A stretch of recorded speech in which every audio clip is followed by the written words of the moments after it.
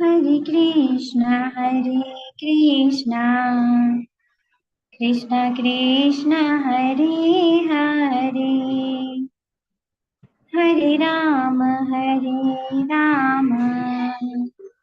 राम राम हरे हरे।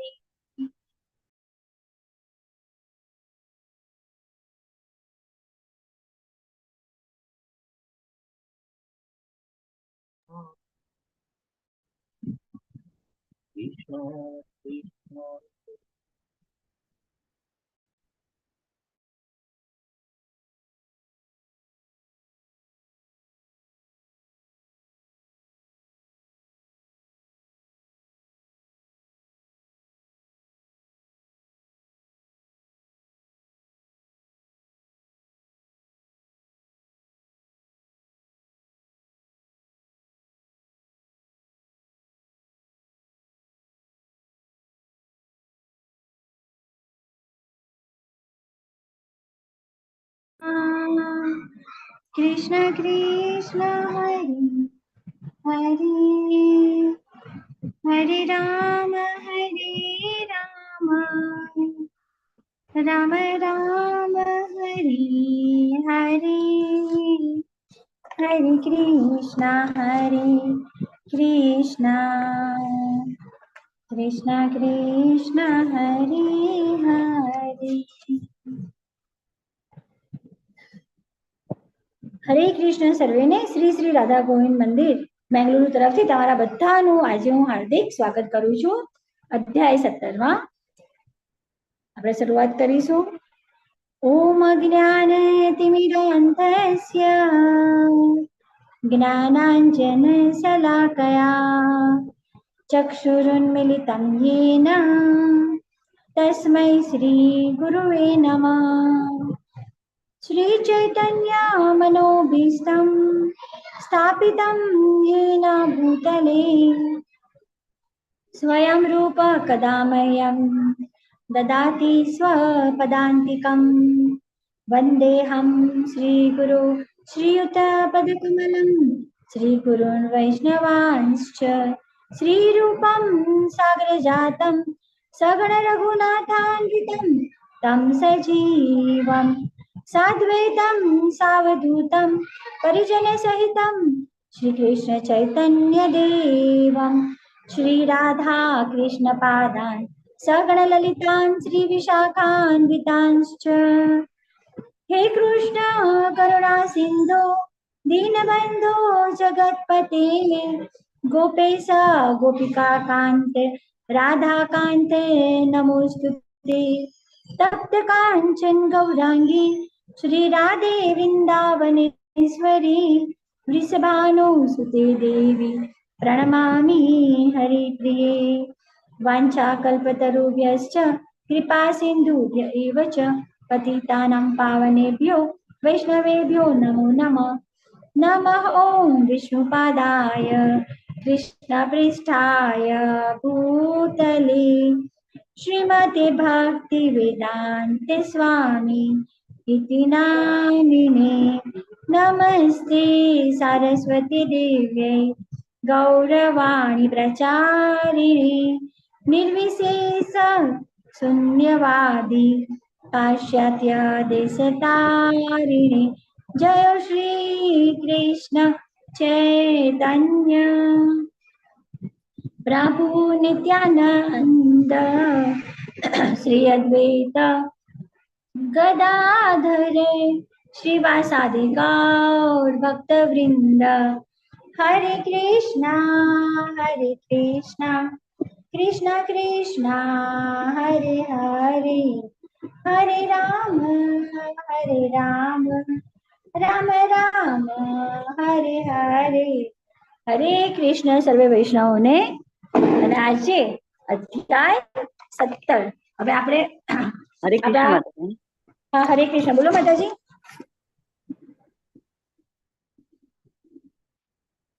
કઈ કેવું છે માતાજી તમારે? ના ના ઓકે હરે કૃષ્ણ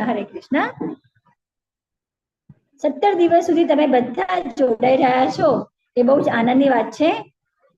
અગ્નિ માતાજી, હરે કૃષ્ણ માતાજી. હરે કૃષ્ણ માતાજી. આમાં દેખાયું નહીં મને એટલે બસ હા બસ. શ્યોર. તો આપણે શરૂ કરીએ આજના અધ્યાયની. જો અત્યારે જે આપણે 13મા અધ્યાયથી લઈને 18મા અધ્યાય સુધી જે જઈ રહ્યા છે આપણા જ્ઞાન યોગ છે. હવે જ્ઞાન યોગમાં ભગવાન આપણને શું બતાવે છે? પ્રકૃતિ, પુરુષ અને ચેતના શું છે, જ્ઞેય શું છે, ક્ષેત્રજ્ઞ, આ બધું આપણે ડિટેલમાં જોયું. પછી પ્રકૃતિના 3 ગુણોની સાથે ગઈકાલે આપણે શું જોયું હતું? દૈવી અને આસુરી પ્રકૃતિ. અને આ દૈવી તથા આસુરી પ્રકૃતિમાં આપણે જોયું હતું કે યુગ પ્રમાણે આ બધું અલગ અલગ હોય છે. જેમ કે સતયુગમાં અલગ ગ્રહો ઉપર વાસ કરતા હતા દેવો અને દાનવો. પછી ત્રેતામાં અલગ દેશમાં આવ્યા. દ્વાપરમાં એક જ કુટુંબમાં આવી ગયા અને કળિયુગમાં તો એક જ વ્યક્તિની અંદર બંને આવી ગયા છે ગુણો. તો ગુણો પણ ગઈકાલે આપણે જોયા હતા ને કે દૈવી પ્રકૃતિ હોય તો એમાં કયા કયા ગુણો હોય અને આસુરી પ્રકૃતિ ના હોય એમાં કયા ગુણો હોય. અને છેલ્લા શ્લોકમાં આપણે જોયું હતું કે ક્રોધ, મોહ ને લોભ આ 3 છે. તો એ 3 શું છે? નરકના દ્વાર છે. તો આ નરકના દ્વારમાંથી આપણે બચવું હોય તો આ 3 જે ગુણો છે એને આપણે કામ, ક્રોધ અને લોભ અને તિલાંજલિ આપી દેવાની છે. અને થોડે ઘણા અંશે આપણે બધામાં હોય છે તો આપણે શું કરવાનું? ક્રમશઃ ધીરે ધીરે ભગવાનની ભક્તિ કરતા જવાનું. એટલે ભગવાનની ભક્તિથી ઓટોમેટિક આ બધું દૂર થઈ જશે. જેમ કે આપણે બીમાર થઈએ છીએ તો ડોક્ટર પાસે જઈએ છીએ, દવા લઈએ છીએ. દવાની ગોળી કેટલી દવાની અમથી હોય છે ને, છતાં પણ કેટલી અસર કરે છે કે આપણને જે રોગ થયો છે એ રોગને મટાડી દે છે. એક જ દિવસમાં એક જ ડોઝથી ફરક પડી જાય છે? નથી પડતો. ડોક્ટર શું કરશે? જેવો તમારો રોગ હોય 5 દિવસ, 10 દિવસ, અને ઘણા રોગ તો એવા હોય છે જેમ કે ડાયાબિટીસ છે, બ્લડ પ્રેશર છે, હાર્ટને રિલેટેડ કોઈ હોય તો કાયમ માટે જ્યાં સુધી જીવો ત્યાં સુધી તમારે ગોળી ખાવી જ પડે. અને જો નથી ખાતા તો તમે પાછા રોગનો ભોગ બની જાઓ છો. તો ભગવાને આપણને આ જે મહામંત્ર આપ્યો છે ને એનો પણ સહારો આપણે ક્યાં સુધી લેવાનો છે? આપણા લાસ્ટ બ્રેથ સુધી, જ્યાં સુધી આપણા શરીરમાં આત્મા છે. અને આપણું શરીર કેવું છે? ચેતન બનતું છે. આત્મા નીકળશે એટલે શરીર અચેતન થઈ જવાનું છે. પણ જ્યાં સુધી આપણે ચેતન અવસ્થામાં છીએ ત્યાં સુધી રોજ આપણે માળા કરવાની છે. આપણો ડોઝ છે જે ભગવાને આપ્યો છે. શેના માટેનો ડોઝ છે? ભગવાન ધામમાં જવા માટેનો. તો જોઈએ આપણે શ્રદ્ધાના વિભાગો, શ્રદ્ધાના પણ વિભાગો છે, આસ્થાના પણ વિભાગો છે. રજસ, તમસ અને સત્વ. શરૂઆત કરીએ આજના અધ્યાયની. આમાં અર્જુનજી બોલી રહ્યા છે. યે શાસ્ત્ર વિધિમુત્સૃજ્ય યજન્તે શ્રદ્ધયાન્વિતા તેષાં નિષ્ઠા તુ કા કૃષ્ણ સત્વમાહો રજસ્તમ. એટલે અર્જુન કહે છે, હે કૃષ્ણ, જે લોકો શાસ્ત્રના નિયમોનું પાલન નહીં કરીને પોતાના કલ્પના પ્રમાણે પૂજા કરે છે. એટલે શાસ્ત્રના નિયમમાં નહીં કે બ્રહ્મ મુહૂર્તમાં ઉઠવું, બ્રહ્મ મુહૂર્તમાં ભગવાનની આરતી કરવી, નામ જપ કરવા, નાહી ધોઈને પોતાની સારી ક્રિયા પતાવીને સ્વચ્છ થઈને પૂજા કરવી, એવી રીતે નહીં. પૂજા પાઠ તો કરવા છે પણ કેવા? પોતાના હિસાબે. અને ઘણા તો શું કે ખબર છે? હવે તો માનસિક રીતે કરી લઈએ છીએ. મનથી ભગવાનને યાદ કરી લીધા, બસ બધું આવી જ ગયું એમાં. એના માટે કઈ સવારમાં tin tin tin tin tin tin કરીને આરતી ઉતારવાની જરૂર નથી. એ તો બધો દેખાડો હોય લોકોને બતાવવા માટે. તો આવા લોકો કે જે શાસ્ત્રના નિયમનું પાલન નથી કરતા અને પૂજા તો કરે છે, એવું નથી કે નાસ્તિક છે, પણ કઈ રીતે પૂજા કરે છે? પોતાના વિચારોથી, પોતાની કલ્પનાથી, એમને જે રીતે અનુકૂળ હોય એ રીતે. ઘણાને તો મેં બપોરે 11 વાગે 12 વાગે પણ પૂજા કરતા જોયા છે. કોઈ વાર પછી ટ્રાવેલિંગ કરીને આવ્યા કે જોબ હોય, રાત્રે નાઇટ શિફ્ટ હોય તો સવારે આવીને સુઈ ગયા, ઉઠીને પછી પૂજા કરવા બેસશે. કેમ? પૂજા તો કરીએ છીએ ને અમે, ભગવાનનું નામ તો લઈએ જ છે ને. ભલે જે ટાઈમે કરીએ એ ટાઈમે મનથી યાદ કરો, બસ ભગવાન તો આપણા છે. તો આવા જે લોકો છે એની સ્થિતિ કઈ છે? એને સત્વગુણી ગણવા, રજોગુણી ગણવા કે તમોગુણી ગણવા? આ નાસ્તિક તો છે જ નહીં, બરાબર? તો પછી એને કયા ગુણો ગણવા આવી વ્યક્તિમાં? તો ભગવાન એનો જવાબ આપે છે. શ્રી ભગવાન વાચ ત્રિવિધા ભવતી શ્રદ્ધા દેહી નામ સા સ્વભાવજા સાત્વિકી રાજસી ચૈવ તામસી ચેતિ તામ શૃણુ. સાંભળ, શૃણુ, સાંભળ. પૂર્ણ પુરુષોત્તમ બોલ્યા, દેહધારી જીવ દ્વારા પ્રાપ્ત કરાયેલા પ્રકૃતિના ગુણો, 3 ગુણો છે ને આપણા, અને તેની શ્રદ્ધા 3 પ્રકારની હોઈ શકે, સત્વગુણી, રજોગુણી, તમોગુણી. હવે આ વિશે મારી પાસેથી સાંભળ. તો આપણે જે શાસ્ત્રો છે ને, આપણે જે વિધિ વિધાનો છે એ જાણે છે, પરંતુ કેવા આળસ કરે છે, પ્રમાદ છે, અને એના લીધે પાલન કરતા નથી. તો તેઓ પ્રકૃતિના ગુણોના નિયંત્રણમાં તો રહે છે, તેઓ માને તો છે ભગવાનને, તેઓ પોતાના સત્વગુણી, રજોગુણી કે તમોગુણી એ આગળના જે એમના કર્મો હોય, પૂર્વજન્મના કર્મો, એના પ્રકારે એમનો સ્વભાવ બને છે, અને એ સ્વભાવ પ્રમાણે એ લોકો શું કરે છે, એમની મનોવૃત્તિ બદલાઈ જાય છે, અને ક્રમશઃ તમોમાંથી સત્વ, સત્વમાંથી રજોગુણમાં આ રીતે પરિવર્તન કરી શકે છે, જો કરવું હોય તો. સત્વગુણી જે મનુષ્યો છે એ દેવોની પૂજા કરે છે, રજોગુણી મનુષ્યો છે એ અસુરોની પૂજા કરે છે, અને તમોગુણી લોકો છે એ ભૂત પ્રેતની પૂજા કરે છે. તો આપણે શું કરીએ છીએ? દેવો. દેવો એટલે કયા? બ્રહ્માજી, શિવજી, ઇન્દ્ર, ચંદ્ર, સૂર્ય, આ બધા દેવો. જો આપણામાંના ઘણા એવા હશે કે જે સવારમાં સ્નાન વિધિ પરવારીને સૂર્યનારાયણને અર્ઘ્ય આપતા હોય છે, નિત્યક્રમ હોય છે. કેમ? તો બધા એવું કહેતા હોય છે કે સૂર્યનારાયણ એ સાક્ષાત દેવ છે કે જે તમને રોજે દર્શન આપે છે, એટલે એને આપણે અર્ઘ્ય ચડાવતા હોઈએ છીએ. પછી આપણી પાસે ઘણા મંદિરની અંદર ઘણા દેવી દેવતાઓ આપણે મૂકીએ છીએ. કોઈ ગણપતિની ઉપાસના કરે, કોઈ દેવીની ઉપાસના કરે, કોઈ શિવજીની ઉપાસના કરે, કોઈ લાલો રાખીને કૃષ્ણની ઉપાસના કરે છે. તો જે લોકો દેવી દેવતાઓની પૂજા કરે છે એ કયા ગુણમાં છે? સતોગુણમાં છે. પછી જે મનુષ્ય અસુરોની પૂજા કરે છે એ રજોગુણી છે. અસુરો કોને કહીશું આપણે? એ ભગવાનમાં દેવોમાં આવતા નથી, એવા અસુરો. જે દ્વિતીય વિશ્વયુદ્ધ થયું ને, તો એ વિશ્વયુદ્ધ વખતે કલકત્તામાં એક માણસ હતો જે હિટલરની પૂજા કરતો હતો. કારણ હિટલરને એ શેના માટે પૂજે છે? તો કે યુદ્ધ થયું ને, યુદ્ધની મહેરબાનીના લીધે એ માણસ કાળા ધંધા કરતો હતો, તો કાળા ધંધાનો વેપારમાં ઘણું બધું ધન કમાયો. એટલે હિટલર જે લોકોને મારી કાઢતો હતો એને એ પૂજા કરે છે કે એના લીધે હું આટલું બધું ધન કમાયો.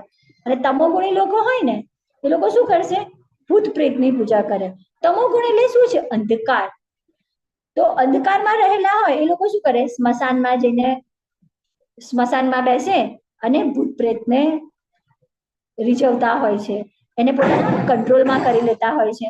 એટલે તમે જુઓ કે જે લોકો અંધવિશ્વાસો હોય છે, અથવા જે લોકો આપણે કહું રિમોટ એરિયામાં, જે આદિવાસી વિસ્તારોમાં રહેતા હોય ને, એ લોકો ચોક્કસ કોની પાસે જશે ખબર? પેલા ભુવાઓ પાસે હોય ને, ભુવા ઝાગડિયાઓ પાસે જશે. બીમાર થયા ડોક્ટર પાસે નહીં જાય, એ પહેલા ભુવા પાસે જશે, ઝાડુ મરાવશે, ભુવો એને દોરો બાંધીને આવશે, એ દોરો પહેરશે, અને વધારે કઈ કામ કરાવવું હોય ને તો બાધા આલશે કે ચલો આ કામ તમારું પૂરું થાય તો તમારે કુકડો અથવા બકરો કાં તો પછી માંસ અથવા દારૂ આ બધું ચડાવવા આવવાનું. અને અત્યારે પણ આદિવાસી વિસ્તારોમાં આ વસ્તુ બહુ જ ચાલી રહી છે. એ લોકો ભગવાનને ઓછું માને છે, પણ ભુવા ઝાગડિયાને વધારે માને છે. બીમાર થાય તો કે છે એમની પાસે જવાનો દોરો કરાવી આપે ને, તેનાથી આપણે સારા થઈ જાય. આ શું થયું? અંધશ્રદ્ધા જ થઈ.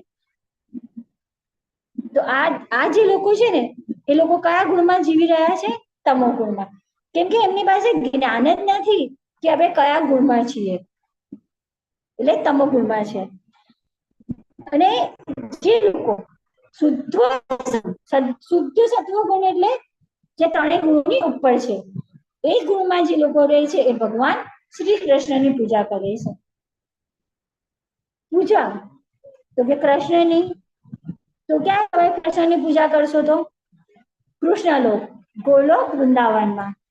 પછી ડેમિગોડ્સ એટલે કૃષ્ણની નીચે જે દેવી દેવતાઓ છે, જે માતાજી છે, બ્રહ્માજી છે, શિવજી છે, આ બધા જે ડેમિગોડ્સ છે, એમની પૂજા આરાધના કરશો તો એ તમને ક્યાં લઈ જશે? સ્વર્ગમાં. રાક્ષસની પૂજા કરશો તો રાક્ષસ જ પોતે નરકમાં રહેતા હોય તો તમને ક્યાં લઈ જવાના છે? નરકમાં. અને જો ભૂત આત્માઓની ઉપાસના કરશો તો એ ક્યાં લઈ જશે? ભૂત્યાગ્રહોમાં. હવે જોઈએ આપણે ખાવાના પ્રકાર. તમે કયા પ્રકારનું અન્ન ખાઓ છો? કે છે ને કે અન્ન તેવા ઓળકાર, જેવું અન્ન ખાઓ છો એવું તમારું મન બને છે, એવા તમારા વિચારો બને છે. તો તમે શું ખાઓ છો? તો ખાવાના પ્રકાર ભગવાન આપણને અહીં આપે છે કે આપણે પ્રત્યેક મનુષ્ય કેવો આહાર પસંદ કરવો જોઈએ. કયો 3 પ્રકારના ગુણોને અનુસાર 3 પ્રકારના અનાજ છે, જે ખાવાનું છે એનાથી આપણને એનર્જી મળે છે. તો જોઈએ આપણે, તો જે અન્ન સત્વગુણી મનુષ્યોને પ્રિય છે. સત્વગુણી મનુષ્યને કેવો આહાર પ્રિય હોય? કે જે તાજો હોય, સિઝન પ્રમાણેનો હોય, અને ફ્રોઝન કરેલો કાં તો વાસી ના હોય, અને સુપાચ્ય આહાર હોવો જોઈએ. અને આ જે સત્વગુણી મનુષ્યો જે ખોરાક લે છે એ ભોજનથી શું થાય છે? આયુષ્ય વધારનાર છે, પછી જીવન શુદ્ધ કરનાર, અને બળ, સ્વાસ્થ્ય, સુખ અને તૃપ્તિ આપનારું છે. આવું અન્ન કેવું હોય? રસયુક્ત, રસાહાર, સંદિગ્ધ, પોષણ કરનારું અને હૃદયને ભાવે તેવું હોય છે. ઇન્દ્રિયને ભાવે એવું નહીં, જીભને ભાવે એવું નહીં, નાકને સુગંધ ગમે એવું નહીં, પણ કેવું? હૃદયને ભાવે એવું. અને આ આહાર કેવો હોય છે? એકદમ શું કહેવાય કે સિમ્પલ, સાદો આહાર, એ સત્વગુણી છે. પછી જોઈએ આપણે રજોગુણી આહાર કેવો હોય છે. તો અતિશય કડવું, જો આહારના જે પ્રકારો છે એમાં એકદમ અતિશય કડવું, પછી ખાટું, ઘણાને તમે જો બહુ ખાટું ખાટું ભાવતું હોય, પછી ઘણાને મીઠું વધારે જોઈએ, સોલ્ટ વધારે જોઈએ, એટલે ખારું ખોરાક.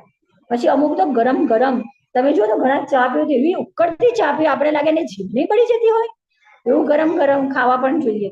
પછી અમુકનો ટેસ્ટ એવો છે કે જેને એકદમ તીખું તમતમતું જોઈએ. તમે જો પાણીપુરી વાળા ત્યાં લેડીઝો ખાય તો શું કહે છે ખબર?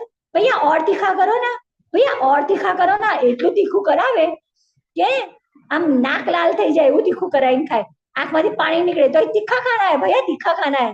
એટલું ઘણાને હોય છે તીખું ભાવતું હોય. પછી લુખ્ખું, લુખ્ખું એટલે ગળામાં કોરું પડતું હોય એવું, અને બળતરા કરનારું. આ અન્ન જે ખાય છે એ રજોગુણી મનુષ્ય છે. આ રજોગુણી મનુષ્યને પ્રિય ખોરાક છે. આવા અન્ન શું કરે છે? દુઃખ, કેમ કે તમે અતિશય કોઈ પણ એક રસ છે તેને તમે જયારે વધારે પડતો લો છો તો એ ફાયદો ઓછો, નુકસાન વધારે કરે છે. તો એ દુઃખ આપનારું છે. કેમ કે ઘણાને જો બહુ તીખું ખાય તો એસિડિટી, હાઇપર એસિડિટી થતી હોય છે. અને એસિડિટી એવી કે છાતીમાં બળતરા થવા માંડે. અને ઘણા તો જેને આવી હાઇપર એસિડિટીની તકલીફ હોય ને એવા લોકો તો એસિડિટીના કારણે મૃત્યુ પણ પામી જતા હોય છે. પછી શું થાય? બહુ જ તીખું ખાવાની આદત હોય, જેમ કે ઘણાને ચાઇનીઝ બહુ ભાવતું હોય, તો ચાઇનીઝમાં જે બધા ઇન્ગ્રીડિયન્ટ્સ આવે છે ને એ હૃદયમાં, અરે આંતરડાની અંદર એ કાણા પાડી દેતા હોય છે. તો આ જે પ્રકારનો ખોરાક છે એ ખાવાથી દુઃખ આવે છે, શોક અને રોગ ઉત્પન્ન કરનારા હોય છે. અને જે છેલ્લો છે તમોગુણી, એ કેવો આહાર છે? તો ભોજન કરવાના 3 કલાક પહેલા રાંધેલું, સ્વાદ વિહીન, ઘણા જો વાસી ખાતા હોય છે ને, બગડેલું ખાતા હોય છે. આજે બનાવ્યું, સવારે વધ્યું છે, ચલો ફ્રીજમાં મૂકી દો, સાંજે ખવાયું તો ખાધું, ને તો પછી બીજે દિવસે એને ગરમ કરીને ખાય. અને આપણને ખબર છે કે ફોરેનમાં આ સિસ્ટમ બહુ ચાલે છે કે અઠવાડિયે એક દિવસ બધું બનાવી દો, ફ્રીજમાં મૂકી દો, અને પછી એને માઇક્રોવેવમાં જયારે ખાવું છે માઇક્રોવેવમાં એને ગરમ કરી દો ઇન્સ્ટન્ટ, અને ખાઈ લો. હશે હવે ત્યાં લોકો પાસે સુવિધા નહીં હોય ગરમ ગરમ બનાવીને ખાવાની, પણ આપણી પાસે તો સુવિધા છે. તમોગુણી છે એ લોકો શું કરશે?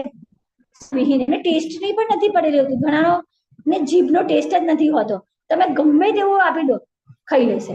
એટલે એ શું કહેશે? પેટ ભરાય છે ને, બસ પૂરતું થઈ ગયું, સ્વાદને શું જોવાનું. પછી દુર્ગંધ મારતું, બગડી ગયેલું ખાવાનું એટલે ઓબ્વિયસલી એમાંથી દુર્ગંધ આવવાની છે. અથવા તો પછી એવા સ્પાઇસીસ નાખવામાં આવેલા હોય, જેમ કે જો જે આ ઇસ્કોનમાં છે લોકો ડુંગળી લસણ ખાતા નથી, બરાબર? તો જ્યારે આવું બધું જે ફાસ્ટ ફૂડ બનતું હોય ને, લહેરીઓ હોય, ત્યાંથી પસાર થઈ ને નાક આમ દબાઈને બંધ કરી દેવું પડે છે. નો ડાઉટ લોકો ગરમ ગરમ જ બનાવતા હોય છે, બટ એની સ્મેલ જ એટલી બધી હોય છે. ગાર્લિક, ઓનિયન, પછી જે એમાં સોયા સોસ, આ બધું નાખે ને એની, અને ગરમ ગરમ જ્યારે એને કરે તવા ઉપર, એની સ્મેલ જ એટલી બધી સ્ટ્રોંગ આવતી હોય છે કે નથી સહન થતી. તો આવો જે ખાય છે એના માટે તો એ સુગંધ છે, પણ જે લોકો ડુંગળી લસણ નથી ખાતા એના માટે શું છે? દુર્ગંધ છે. આપણે એકવાર છોડી દઈએ ને પછી આપણને એની સ્મેલ ગમતી નથી. અત્યારે જો ડુંગળી લસણ છોડ્યા મારે 2 વર્ષ થઈ ગયા છે. હવે આજુબાજુથી પસાર થતા હોય તો ડુંગળીની સ્મેલ આવતી હોય ને, ખુલ્લી ડુંગળી મૂકે તો બહુ સ્મેલ આવે, નાક બંધ કરી દેવું પડે. આ લોકો શું ખાય છે, આ કેટલું ગંધાતું ખાય છે, તો દુર્ગંધ મારતું. પછી એઠું, જો અત્યારે એમ ટ્રેન્ડ જુઓ તમે, નવું નવું ગર્લફ્રેન્ડ બોયફ્રેન્ડ બન્યા હોય તો શું કરશે, એક જ પ્લેટમાં ખાશે. એવું કે એઠું ખાવાથી પ્રેમ વધે છે, એકબીજાનું એઠું ખાતા હોય છે. પણ શાસ્ત્રોમાં એઠું ખાવાની મનાઈ છે. પતિ પત્ની પણ એકબીજાનું એઠું ખાવું જોઈએ નહીં. કેમ તો કે એઠું ખાવું એ કયો ગુણ છે, તમો ગુણ છે. ઠીક છે, તમારું નાનું અમથું બાળક છે, કે નાના બાળકને એવું હોય કે ખાવા ખાય છે ને અમુક વખત એને નથી ખાવું હતું તો બાકી રાખી દે છે પ્લેટમાં, તો એ પ્લેટ ફેંકી ના દેવી જોઈએ.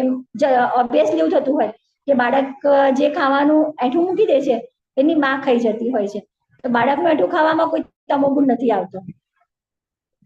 અને અસ્પૃશ્ય વસ્તુઓનું બનેલું. હવે અસ્પૃશ્ય વસ્તુઓ એટલે એવી જગ્યાએથી આવેલી વસ્તુઓ હોય કે જ્યાં સપોઝ કે તમે કોઈ જગ્યાએ બહાર ખાવા ગયા તો ત્યાં વેજ નોનવેજ બંને છે, બનાવનારા કઈ અલગ અલગ નથી હોતા, કુક તો એક જ હોય છે. તો એવાના હાથે ખાવું, એવી જગ્યાનું ખાવું, તો એ તમોગુણ ઉત્પન્ન કરે છે. તો તમોગુણી છે એ લોકોને આ પ્રકારનું ભોજન પ્રિય હોય છે. આપણે શું ખાવાનું, તો સત્વગુણમાં અને શુદ્ધ સત્વગુણમાં આપણે રહેવું હોય તો તાજું બનાવેલું, ભગવાનને પ્રસાદ તરીકે ધરાયેલું. અહીંયા જો આપણને બધું પ્રસાદ એમ દેખાય છે ને, બધામાં તુલસી પત્ર નાખેલું છે. અને ઘણા બધા તો જોબ કરતા હોય, ટિફિન લઈને જતા હોય, ટિફિન કે 3 કલાકમાં તો આપણે ખાઈ નથી લેવાના, તો બેટર છે કે ભગવાનને ધરાઈને તુલસી પત્ર નાખેલું તમે ટિફિનમાં પેક કરીને લઈ જાઓ, અને જ્યારે જમવાનું હોય, તમારો લંચ અવર હોય એ વખતે જમી લો. તો એનાથી એ રજોગુણી ખાવા થતું નથી. આપણે જે પણ ખોરાક ખાઈએ છીએ ને એ 3 ઘટકોમાં વહેંચાયેલું છે. સૌથી મોટો ઘટક છે સ્ટૂલ. સ્ટૂલ એટલે જે આપણે પાસ કરવા જતા હોઈએ છીએ, કે જેમાં ન પચેલો ખોરાક અથવા એટલે અપાચ્ય ખોરાક હોય એ આપણો સ્ટૂલમાં જતો હોય છે. પછી બીજો મોટો ઘટક છે માંસમાં શોષાય છે. આપણે ખાવા ખાઈએ છીએ એકદમ ચાવી ચાવીને ખાઈએ છીએ, લાળ રસ ભરે છે, ખાવાનું એકદમ ચવાય છે, તેથી યકૃતમાં જાય છે. યકૃતમાં જે યકૃતનો અગ્નિ છે, યકૃતમાં રહેલો જઠરાગ્નિ એ એને પચાવે છે. તેથી નાના આંતરડામાં જઈને મોટા ભાગનું બધું એમાં શોષાઈ જતું હોય છે, એ માંસમાં શોષાય છે. અને જે સૂક્ષ્મ ઘટક છે, એકદમ નાનામાં નાનો ઘટક છે, એ શું છે, ચેતના, એ મન એમાં ઘટકમાં સમાય જશે. એટલે જ કે છે ને, જેવું અન્ન તેવું મન, જેવું ખાશો એવું તમારી ચેતના બની રહેશે. તો આપણે જે ખાઈએ છીએ ને, તો આપણા રોગો પણ એને સંબંધિત જ હોય છે.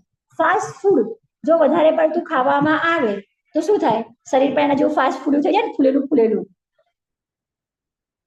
અને રોગ પણ એના જેવા થાય, જેમ કે મેંદો છે, મેંદો એકદમ રિફાઇન્ડ હોય છે, એ આપણા શરીરમાં પચતો નથી.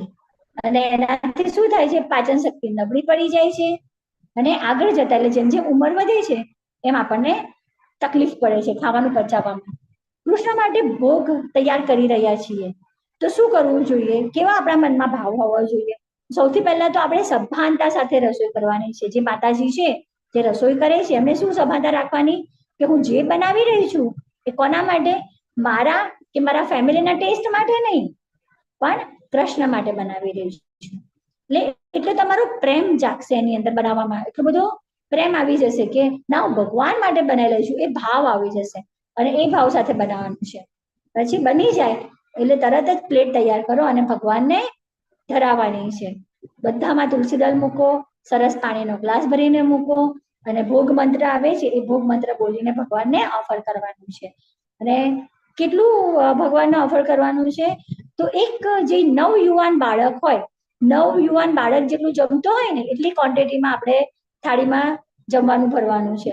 અને ઓછામાં ઓછી 10 થી 15 મિનિટ, એટલે કે યુવાનને જમતા જેટલી મિનિટ લાગે છે, મિનિમમ 10 મિનિટ તો ભગવાન પાસે એ મૂકવાનું છે.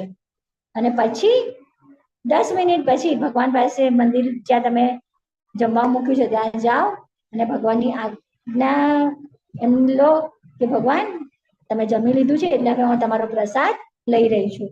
અને એ લઈને જે પણ તમારા વાસણોમાં ખોરાક છે, દાળ છે તો દાળ ભેગી દાળ કરી દો પ્રસાદની, શાક ભેગો શાક કરી દો, અને પછી બધું હલાવી લો. એટલે જેટલું તમારું ખાવાનું છે બધું પ્રસાદ થઈ ગયું.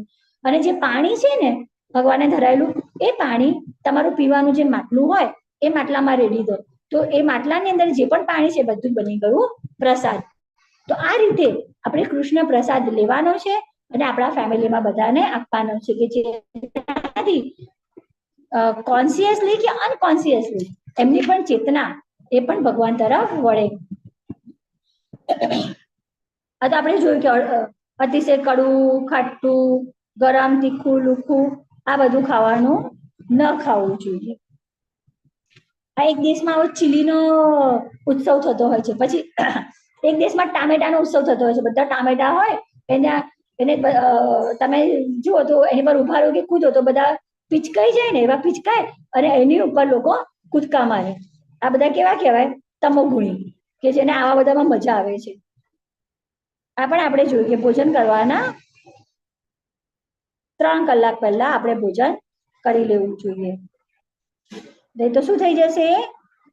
તમોગુણી. તમે જે ખાવ છો તે તમે છો.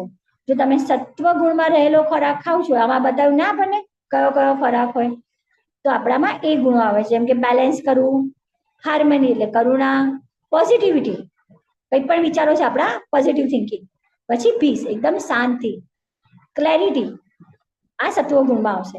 રજસમાં ખાશો તો રજસમાં શું આવશે તમારામાં? મૂવમેન્ટ, એસિડિટી, એનર્જી, એક્સાઇટમેન્ટ અને પેશન્સ. અને તમસમાં ખાશો તો ઇનએક્ટિવિટી, નેગેટિવિટી, અપાથી, ડલનેસ. તમોગુણ આપણે કાલે પણ જોયા હતા ને, તમોગુણી વ્યક્તિઓમાં કયા પ્રકારના ગુણો હોય છે. તો જે યજ્ઞ શાસ્ત્રોક્ત વિધિ પ્રમાણે કર્તવ્ય સમજીને ફળની આકાંક્ષા નહીં રાખનાર લોકોમાં આવે તે સાત્વિક હોય છે. એટલે શું કે આર્થિક લાભ માટે પૂજા કરવી એવી ભલામણ શાસ્ત્રોમાં ક્યારેય આપી નથી, કે તમે એવા યજ્ઞ કરો કે જેનાથી તમને લક્ષ્મી પ્રાપ્તિ થાય. ઘણા લક્ષ્મી હોમ કરતા હોય છે ને, શેના માટે? લક્ષ્મી પ્રાપ્તિ થાય એટલા માટે. પણ આપણા શાસ્ત્રોમાં ક્યાંય એવું કીધું નથી કે તમારે લક્ષ્મી માટે પૂજા કરવી કે તમારા લાભ માટે પૂજા કરવી. દરેક મનુષ્યનું કર્તવ્ય છે કે શાસ્ત્રોના આદેશોનું પાલન કરવું અને ભગવાનને નમસ્કાર કરવા. અને કળિયુગમાં આપણે જપ યજ્ઞ કરવાનો છે, એ જ આપણા માટે સત્વગુણી છે. કળિયુગમાં નિર્ધારિત ધર્મ શું છે? સંકીર્તન, જે આપણને ચૈતન્ય મહાપ્રભુએ આપ્યો છે, સંકીર્તન યજ્ઞ. પરંતુ હે ભરત શ્રેષ્ઠ, જે યજ્ઞ અમુક દુન્યવી લાભ માટે કે ગર્વ ખાતર કરવામાં આવે છે તેને તું રજોગુણી જાણ. દુન્યવી લાભ એટલે શું? અત્યારે તો બધાને મોટા ભાગે લક્ષ્મી જ જોઈતી હોય, લક્ષ્મી માટે યજ્ઞ કરાવે. ઘણાના ઘરમાં કજિયા કંકાસ બહુ હોય તો શાંતિ માટે યજ્ઞ કરાવતા હોય, કોઈને પુત્ર ના હોય તો પુત્ર માટે યજ્ઞ કરાવતા હોય. અને ખાસ જે જોવામાં આવે ને એ શું છે? બધા એવું પોતાને કઈ નડતર હોય કે લાભ ના થતો હોય તો જ્યોતિષ પાસે જશે, જ્યોતિષ જન્માક્ષર જોશે અને કહે છે તમને આ ગ્રહ નડી રહ્યો છે, તમારે તો આ યુતિ છે, આના કારણે તમને આ થાય છે, તમારે યજ્ઞ કરાવવો પડશે. કેટલામાં થશે મહારાજ? 15 થી 20 હજારનો ખર્ચો થશે. સારું, ચલો કરાવી દઈએ. આવા યજ્ઞો કરાવવા એ શું થયું? દુનિયાવી લાભ માટે છે ને. તમે જુઓ, પૂર્ણ પુરુષોત્તમ પરમેશ્વર શ્રી કૃષ્ણ છે, તમે જયારે એના ચરણમાં જાઓ છો તો કોઈ ગ્રહ તમારું કશું જ બગાડી શકવાના નથી. અને પોતાના ગર્વ ખાતર, એટલે જો ઘણા બધા નવચંડી કરાવતા હોય, બરાબર, બહુ કોમન હોય છે નવચંડી કરાવવું. એમાં ખર્ચો પણ ઘણો, $1,00,000 -1.5 લાખ તો મિનિમમ ખર્ચો થઈ જતો હોય છે. કેમ કે એમાં મહારાજો જે આવે, 7-8 મહારાજો આવે, મોટું યજ્ઞકુંડ તૈયાર કરે અને ભગવાનનું જે આખું સ્થાનક રેડી કરતા હોય ને, તો એનો પણ ઘણો બધો ખર્ચો થતો હોય છે. જેટલા ભગવાન મૂક્યા હોય એટલા ભગવાનને વસ્ત્રો અર્પણ કરવાના, ફળ અર્પણ કરવાના, ટુ મચ એમ. અને આ શું હોય છે? ગર્વ ખાતર, લોકોને બતાવવા માટે. અને આવા ઘણા યજ્ઞો હોય છે કે જે લોકો બધાની પ્રશંસા મેળવવા માટે, લોકોને બતાવવા માટે કરતા હોય છે. તો આવા જે યજ્ઞો કરે છે એ રજોગુણી યજ્ઞો છે. જે યજ્ઞ શાસ્ત્રોક્ત નિર્દેશોની ઉપેક્ષા કરે, એટલે શાસ્ત્રના જે નિર્દેશ છે એને બાજુ પર મૂકી દે છે. પ્રસાદ પણ વેચતા નથી. પ્રસાદ વેચ્યા વિના, વેદ મંત્રના ઉચ્ચારણ કર્યા વગર, પુરોહિતને દક્ષિણા આપ્યા વિના અને શ્રદ્ધા વગર કરવામાં આવે તે તામસી યજ્ઞ છે. અને આ તામસી શું હોય છે? મોટા ભાગે લોકો ધનનો ઉપયોગ ક્યાં કરે? પોતાના મનોરંજન માટે, પોતાને ક્યાં આનંદ આવે છે એમ. અને બીજું તો ધાર્મિકમાં ખર્ચ, ધાર્મિકમાં કેવું માત્ર દેખાડવા માટે લોકોને ભેગા કર્યા, પણ પોતાનું તો મન એમાં છે નહીં.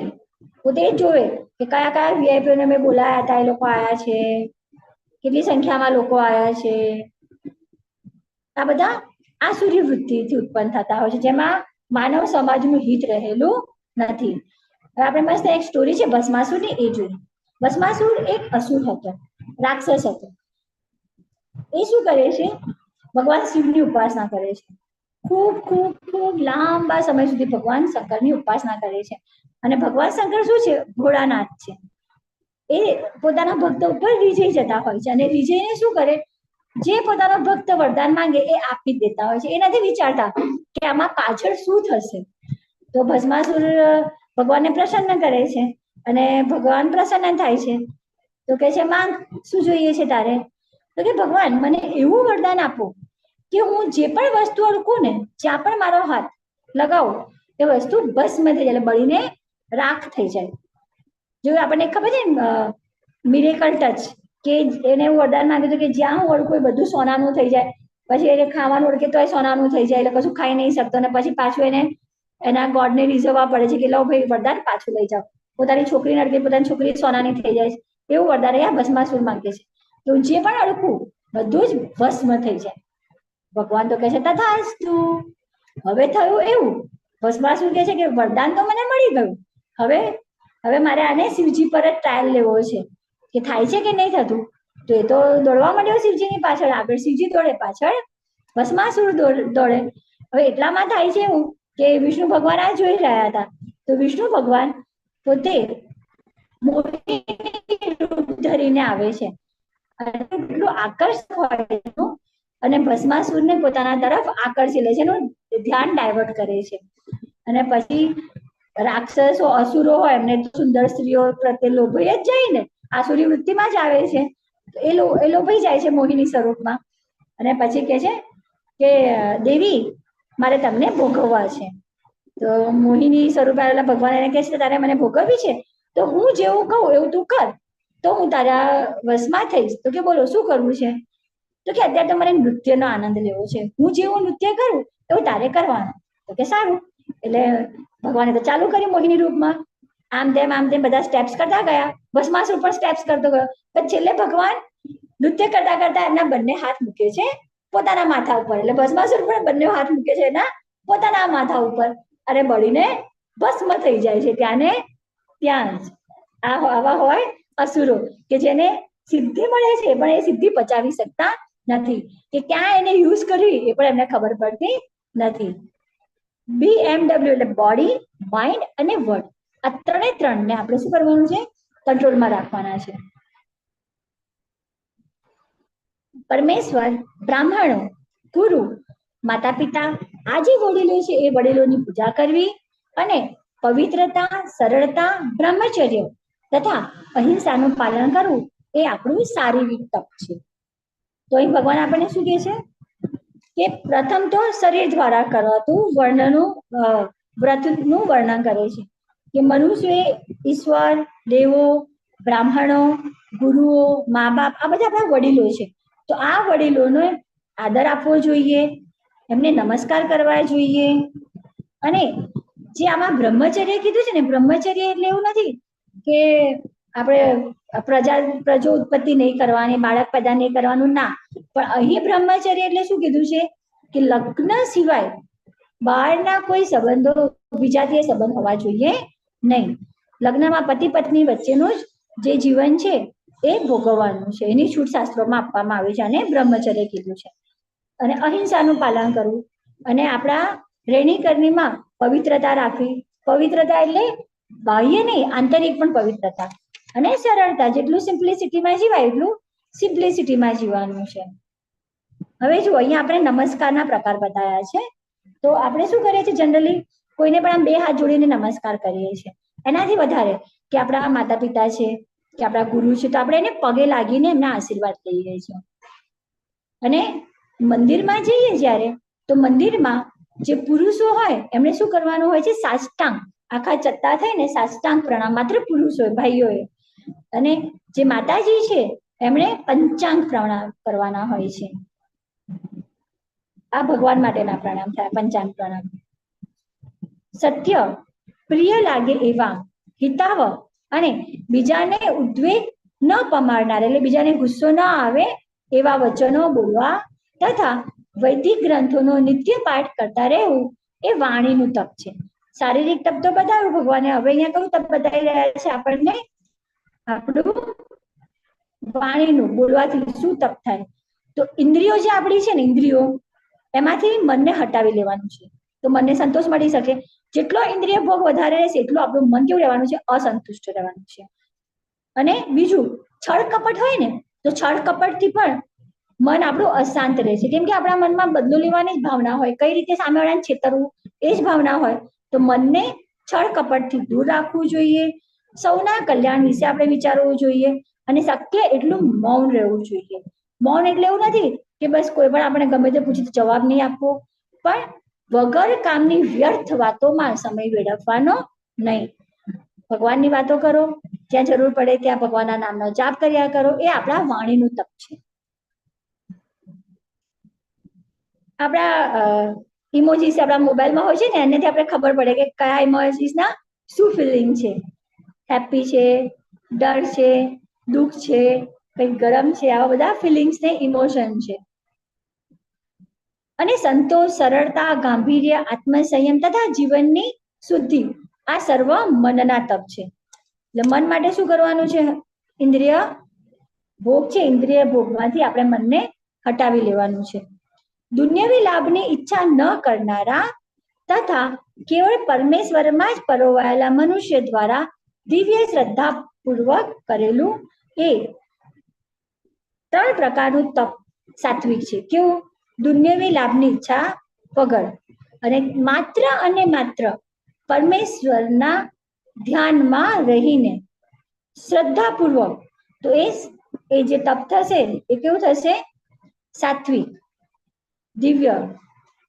જે તપ દંભપૂર્વક, એટલે લોકોને દેખાડવા માટે, સત્કાર, સન્માન તેમજ પૂજા પામવા માટે કરવામાં આવે છે, તે રાજસી અથવા તો રજોગુણી કહેવાય છે.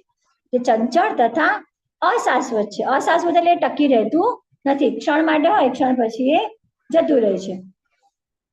મૂર્ખામીને વશ થઈ આત્મ ઉત્પીડન, એટલે પોતાના શરીરને તકલીફ પડે એવું, અથવા બીજાને વિનાશ કરવા માટે, જે લોકો તંત્ર મંત્ર જાદુ ટોણામાં હોય એ લોકો શું કરે? બીજાને નુકસાન કરવા માટે, બીજાને વિનાશ કરવા માટે, હાનિ પહોંચાડવા માટે તપ કરે છે. તો આ તમોગુણી કે છે ને, પોતાના પગ ઉપર જ કુલાબી મારતા હોય છે. જેમ કે હિરણ્યકશ્યપુ હતો, અસુર હતો, તો એ શું કરતો હતો? દેવોનો વધ કરવા માટે અને પોતે અમર થવા માટે ઉગ્ર તપ કરતો હતો. અને એને બ્રહ્માજી પાસે વરદાન માંગ્યું હતું ને કે હું દિવસે ના મરું, રાત્રે ના મરું, કોઈ સ્ત્રી મને ના મારે, પુરુષ ના મારે, કોઈ અસ્ત્ર નહીં, શસ્ત્ર નહીં, 12 મહિનાથી 1 મહિનો નહીં. ઘણું બધું બ્રહ્માજી પાસે માંગી લે છે, કેમ કે એ બ્રહ્માજીને એવું કહે છે કે મને અમરતાનું વરદાન આપો. તો બ્રહ્માજી શું કહે છે કે હું જ અમર નથી, હું જ મારી અવધિ પતશે પછી જતો રહીશ, તારે કઈથી અમરત્વનું વરદાન આપું? તો પછી હિરણ્યકશ્યપુ શું કરે? પોતાની બુદ્ધિ લગાવે છે, બુદ્ધિ લગાવીને બધી બાજુથી બ્રહ્માજીને બાંધી લે છે. આવું તપ કરે છે. કે આવું વરદાન શેના માટે માંગે છે? કેમ કે એને પોતાને ભગવાન થવું હતું, બધા દેવોને એને નાશ કરી દેવો હતો અને બધા જ લોક ઉપર પોતે રાજ્ય કરવું હતું. પણ શું થાય છે? આ તામસી ગુણમાં એને તપ તો કર્યું, વરદાન તો મેળવ્યું, પણ અમર રહી શક્યો નહીં ને. એને જે કન્ડિશન કીધી હતી એ બધી પાર કરીને પણ ભગવાન તો આયા ને, અલગ રૂપ લઈને આયા ભગવાન. જે દાન કર્તવ્ય સમજીને કોઈ બદલાની આશા વિના યોગ્ય સ્થાને તથા યોગ્ય સમયે અને સુપાત્ર વ્યક્તિને અપાય છે, તે સાત્વિક દાન ગણાય. એટલે કેવા દાનની ભલામણ અહીંયા કરવાની છે? કે જે આધ્યાત્મિક કાર્યોમાં પરાવાયેલું હોય. જેમ કે કોઈ તીર્થ સ્થાનમાં આપણે ગયા તો ત્યાં મંદિરમાં દાન આપ્યું, પછી સૂર્યગ્રહણ ને ચંદ્રગ્રહણ હોય, ગ્રહણ પતે પછી પણ દાનનો બહુ મહિમા છે. ગઈકાલે આપણે 11 ગઈ, તો 11માં પણ દાન પુણ્યનો બહુ મહિમા કરવાનો કીધો છે. પછી આપણે જોઈએ કે 3 વર્ષે એકવાર પુરુષોત્તમ માસ આવે છે, તો પુરુષોત્તમમાં પણ દાન અને તપ આનો પણ બહુ મહિમા કીધેલો છે. એટલે યોગ્ય સમયે યોગ્ય વ્યક્તિને અને યોગ્ય સ્થાને જ્યારે આપણે દાન આપીએ તો એ દાન આપણું સાત્વિક હોય છે. બ્રાહ્મણને જો દાન કરવું હોય તો એ બ્રાહ્મણ પણ કેવો જોઈને આપણે આપવું પડે, યોગ્ય બ્રાહ્મણ છે. કેમ કે આપણે ગમે તેને દાન આપી દઈએ તો એ દાન થકી જો કોઈ ખોટું કામ થાય છે તો આપણને એનું પાપ લેવું પડે છે, એનું પાપ આપણને લાગે છે. વાસ્તવિક દાન શું છે? ખોરાકનું દાન આપવું એ દાન છે. તમે કોઈને ખવડાવી દીધું, ચલો બહુ સારું કામ કર્યું ખવડાવીને, તો એને ક્યાં સુધી એનું શરીર સંતોષાઈ રહેશે? બપોરે ખવડાવ્યું તો સાંજે પાછી ભૂખ લાગવાની છે, સાંજે ખવડાવ્યું તો બીજે દિવસે પાછી ભૂખ લાગવાની છે. કોઈને કપડાં આપ્યા, એ કપડાં ક્યાં સુધી ચાલશે? જ્યાં સુધી ઘસે ને ફાટી નહીં જાય ત્યાં સુધી. કોઈને પૈસા આપ્યા તો એ ક્યાં સુધી ચાલશે? જ્યાં સુધી પૈસા પૂરેપૂરા વપરાઈ નહીં જાય ત્યાં સુધી. પણ જો તમે કોઈને કૃષ્ણ ભાવનામૃતનું જ્ઞાન આપો છો, કોઈને આનું દાન આપો છો કે કોઈ વ્યક્તિ છે આધ્યાત્મિક છે તો ભગવદ્ ગીતા એને દાનમાં આપી, તો એ વાંચશે અને વાંચીને કંઈક પણ એનામાં 5%, 10% જે પણ કંઈ ફરક થશે તો એ એનું સૌભાગ્ય આપણને લાગવાનું. આપણે નહીં કહેતા આંગળી ચીંધ્યાનું પણ પુણ્ય હોય છે, પણ એ આંગળી આપણે ક્યાં ચીંધવાની છે? જે માર્ગ સત્વગુણી છે એ માર્ગ તરફ ચીંધવાની છે.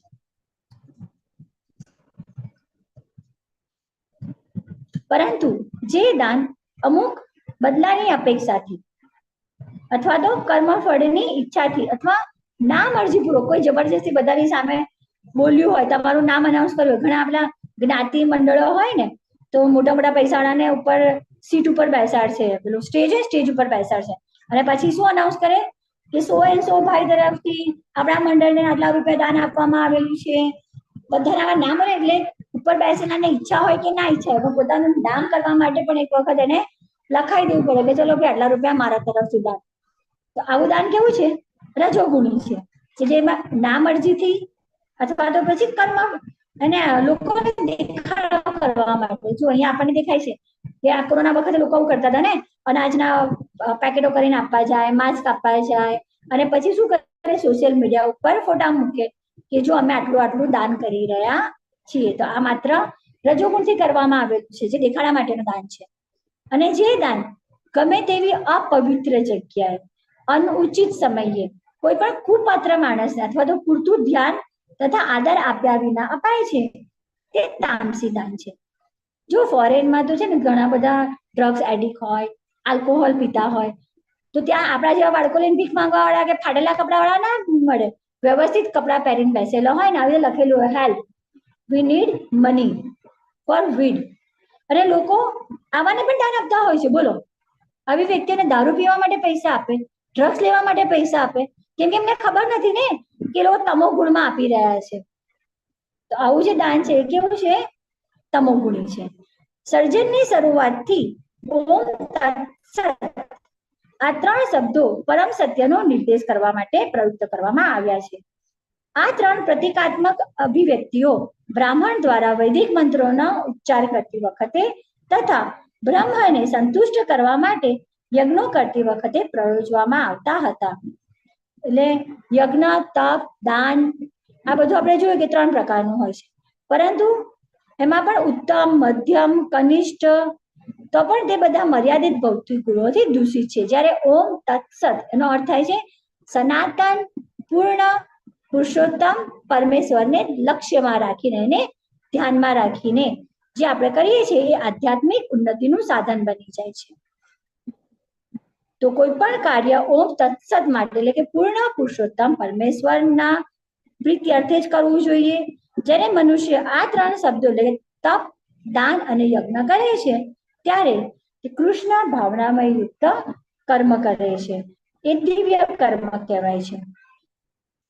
હે પાર્થ, પરમેશ્વરમાં શ્રદ્ધા વગર એટલે ભગવાનમાં આસ્થા, ભગવાનમાં વિશ્વાસ રાખ્યા વગર દાન કે તપ રૂપે જે કંઈ કરવામાં આવે તે ક્ષણભંગુર છે, તે અસત કહેવાય. આ અસત તેમજ આગામી જન્મ એટલે આ જન્મ અને એના પછીનો જે નેક્સ્ટ બર્થ લેવાનો છે એમાં બંનેને વ્યર્થ કરે છે. અત્યારનો જન્મ તો બગાડે, પછીનો જન્મ પણ બગાડે છે. તો આધ્યાત્મિક ઉદ્દેશ્ય વગર કરેલું કાર્ય, પછી યજ્ઞ હોય, દાન હોય કે તપ હોય, પણ જો આપણો આધ્યાત્મિક ઉદ્દેશ્ય ના હોય તો આ બધું કેવું છે, નકામું છે. પછી શ્રદ્ધા વિના અને યોગ્ય માર્ગદર્શન વિના કોઈ પણ દિવસ આપણે કોઈ કાર્ય આવું કરવું જોઈએ નહીં. આપણા જે વૈદિક ગ્રંથોમાં જે આદેશો આપ્યા છે એનું પાલન કરવું એ જ આપણું અંતિમ ધ્યેય છે. તમને થાય કે અમે કઈ વેદોનું અધ્યયન કરવા જઈએ, કઈ જવાની જરૂર નથી. ભગવદ્ ગીતાના 17 અધ્યાય સુધી આપણે જોઈ લીધું ને. ભગવાન અહીંયા જ આપણને બતાવી દે છે કે આપણે વેદો વાંચવાની જરૂર નથી. ભગવદ્ ગીતામાં જે સમજાવવામાં આવ્યું છે આનો એક એક શ્લોક એ વેદ જ છે એમ સમજીને એને આપણે સમજવાનો છે, અને એમાં શું કહેવા માંગે છે એને આપણા રૂટીન લાઈફમાં, આપણા દૈનિક જીવનમાં ઉતારવાનું છે. તો જ આપણો જે આ જન્મ છે એ આપણો આધ્યાત્મિક માર્ગે જશે. અને બીજું કે ગુરુનું માર્ગદર્શન લેવાનું છે. ગુરુના માર્ગદર્શન વિના આપણે કંઈ કરી શકવાના નથી. જે આપણે કોઈ જગ્યાએ ફરવા ગયા હોય તો ત્યાંનો આપણે ગાઈડ લઈએ છીએ ને, કે ગાઈડ આપણને બધું સમજાવે કે એની પાછળની હિસ્ટોરિકલ સ્ટોરી શું છે, કોણે આ સ્થાપત્યની રચના કરી, બધું આપણને સમજાવે. એટલે આપણે ગાઈડ લઈએ છીએ. તો એ જ રીતે આપણે આધ્યાત્મિક જર્ની કરવાની છે. તો આધ્યાત્મિક જર્નીમાં આપણા ગાઈડ કોણ બનશે? ગુરુ મહારાજ. જે પણ આપણા ગુરુ બનાવીશું એ આપણને જ્ઞાન આપશે કે કઈ રીતે આપણે ભગવાન સુધી પહોંચી શકીએ, ને કઈ રીતે આપણો જે આ જન્મ છે, મનુષ્ય દેહ છે, એનો આપણે ઉદ્ધાર કરી શકીએ. તો સર્વપ્રથમ આપણે સાચા ગુરુ, સારા નહીં, સાચા ગુરુ એમને શરણે જવાનું. સાચા ગુરુ આપણને આગળ કીધા છે કેવા? જે ભગવાનની પરંપરામાં આવે છે, ગુરુ શિષ્ય પરંપરામાં આવે છે, એને આપણે ગુરુ બનાવવાના છે. અને એમના માર્ગદર્શન હેઠળ જ તાલીમ લેવાની છે. ત્યારે જ મનુષ્ય પરમેશ્વરમાં શ્રદ્ધાનો વિકાસ કરી શકે છે. બાકી જો આપણે થોડીક શ્રદ્ધા આપણામાં ડેવલપ થાય ને, પણ આપણી આજુબાજુ માયાદેવી પણ એવી છે, અને રજોગુણ છે, તમોગુણ છે, જે આપણને ભટકાવી નાખે છે. સ્થિર આપણે જે રહેવું જોઈએ એ સ્થિર રહેવા દેતું નથી. તો ભક્તિમાં સ્થિર રહેવા માટે શું કરવું? એક તો યોગ્ય ગુરુનું માર્ગદર્શન લેવું. બીજું કે જે આપણે અત્યારે જોડાયેલા છે, આપણે શું કરી રહ્યા છે? શ્રવણ કરી રહ્યા છે, સત્સંગ કરી રહ્યા છે. તો આ સત્સંગમાં જોડાઈ રહેવું, ભક્તોની સાથે રહેવું. તો ભક્તો તમને ક્યારેય ડગવા દેશે નહીં.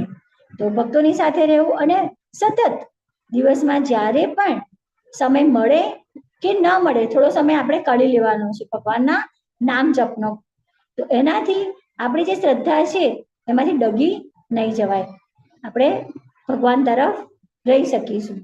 અને આસ્થા જેમ વધશે એમ આપણે કૃષ્ણનું શરણ ગ્રહણ કરીને કૃષ્ણનો પ્રેમ મેળવવાનો છે, એની ભક્તિ મેળવવાની છે. આ જ આ અધ્યાયનો તાત્પર્ય છે. જે પણ આમાં સંદેશો છે ભગવાન આપણને આપી રહ્યા છે, એ સંદેશો આપણે બધા સુધી ફેલાવવાનો છે. જેમ આમાં પ્રસાદમમાં પણ કીધું ને એ રીતે પ્રસાદમ, ચેન્ટિંગ એ આપણે લોકો સુધી પહોંચાડવાનો પૂરેપૂરો પ્રયત્ન કરવાનો છે. આ સાથે જ આજનો અધ્યાય પૂર્ણ થાય છે. તમે બધા જોડાઈ રહ્યા છો તે બધા તમારો બધાનો આભાર. અને હજી તમને આજે પણ કહું છું કે ક્વિઝ ન આપી હોય તો ક્વિઝ આપી દેજો. બહુ સિમ્પલ છે, બહુ ઇઝી છે.